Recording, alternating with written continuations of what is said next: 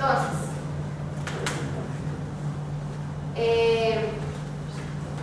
cuando nosotros vamos a determinar la presencia de un patógeno bacteriano, hay que recordar que estos microorganismos han sido sometidos a estrés, ¿verdad? Aquí, digamos, ¿qué llamamos como estrés? Por ejemplo, el uso del ácido peracético, o el uso del frío, o la flama. Ajá, exacto, la flama en el caso de los cerdos. Eso, digamos, va a hacer que la estructura de la bacteria se dañe tanto, digamos, la estructura se dañe o que las funciones de la bacteria ya no sean tan eficientes. Por eso nosotros cuando vamos a tomar una muestra, me imagino que algunos de ustedes han participado en la toma de muestras, por ejemplo de la canal, se tiene que meter en un líquido del agua pertonada que va a reconstituir esa bacteria. Digamos como que la va a chinear un ratito mientras llega al laboratorio para que se pueda desarrollar. Okay. También hay que tener en cuenta, ¿verdad? Lo que estamos ahorita hablando, que ya algunos alimentos tienen, no en el caso del cerdo, ¿verdad?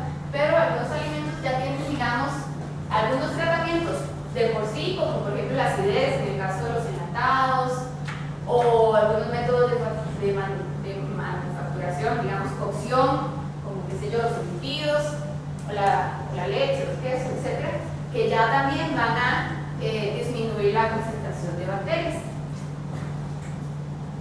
Ok, entonces vamos a iniciar con el estafilococcus. También vamos a ver, ¿ustedes han oído hablar del estafilococcus aureus? Levanten la mano los que sí.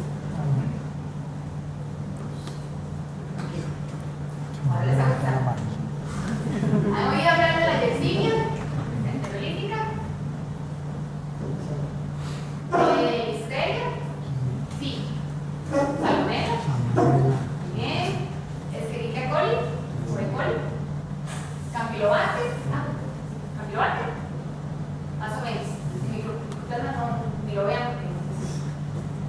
Ok. Entonces vamos a hablar un poquito del estafilococcus aureus. Bueno, es un poco inmóvil, aunque eso para ustedes no es muy relevante. Algunas pocas cepas pueden producir alguna cápsula que va a incrementar la virulencia del microorganismo. ¿Qué quiere decir eso?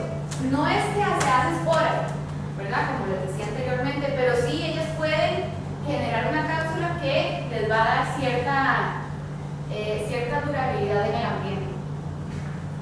Es un microorganismo muy resistente a las condiciones ambientales, digamos de sequedad, o falta de humedad, o disminución, por ejemplo, de la concentración del oxígeno. Importante que es, ok, la bacteria no es termoresistente, o sea, si nosotros cocinamos un alimento o lo recalentamos en el microondas, por ejemplo, o en el sartén, la bacteria se va a morir, pero la toxina que produce la bacteria es resistente hasta 100 grados por 30 minutos, ¿verdad? Entonces era lo que yo les mencionaba hace un ratito, que el alimento puede estar ahí a una temperatura que no es segura por cierto tiempo, la bacteria se reproduce, produce la toxina y es la toxina la que nos va a enfermar, no la bacteria, en este caso. ¿Ok? La toxina también va a resistir las enzimas digestivas. Buenas, disculpe. Sí. ¿Este es el curso de anatomía? De inspección de alimentos, sí. Quiero ver si aquí está el propietario de un vehículo Suzuki verde, placa 535137. Parece que ahí está. Gracias. Disculpe. Y le atizaron. Le dieron salas. Ok, ok, entonces para eso es importante, digamos, que no haya ruptura de la cadena de frío, porque durante el frío, durante digamos 4 grados, la bacteria está ahí, dormida, no se muere, como les digo, las bacterias no se mueren, y ya la vi, y cuando se elimina el frío y empieza, digamos, a estar en una temperatura confortable para el staff, se empieza a reproducir rápidamente Y hay reproducciones que forman la toxina. Ok, se necesita por lo menos 10 millones de bacterias para producir una toxina, para producir una cantidad suficiente de toxina para causar una patología. Por supuesto, eso puede representar, digamos, una cantidad de horas, 3 horas, 4 horas, 5 horas de que un alimento esté fuera. Va fuera del refri, digamos. Pero obviamente va a depender de la cantidad de bacterias con las que se inicia. ¿Verdad? Ok.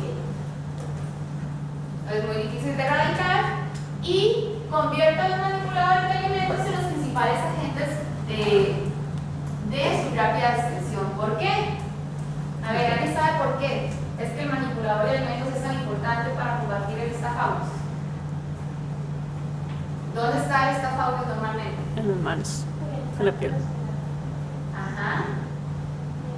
En piel, ¿verdad? Básicamente, todo lo que son mucosas, digamos, tracto respiratorio, boca, en las uñas, en la piel, normalmente nosotros tenemos aquí estafaurus.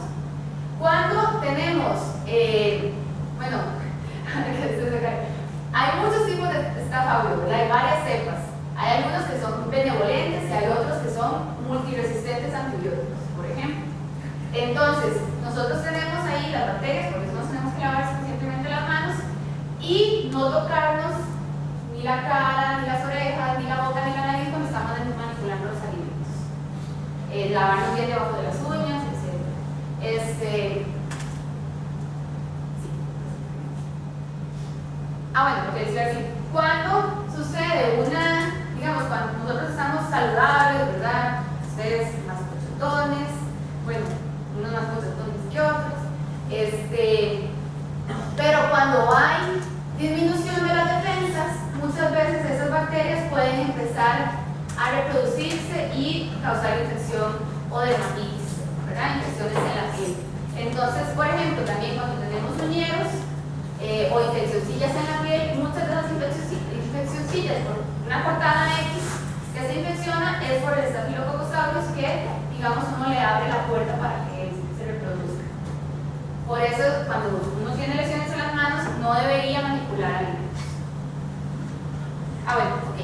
Entonces, la intoxicación por el Staphylococcus aureus se da por la enterotoxina A, así es como se llama, y los síntomas que va a dar en el consumidor es una gastroenteritis muy rápida, ¿verdad? O como dice ahí, aparatosa, con vómito, diarrea, dolor abdominal, sin fiebre y una fatiga prolongada.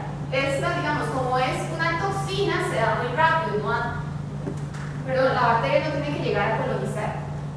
Se da de 2 a 4 horas.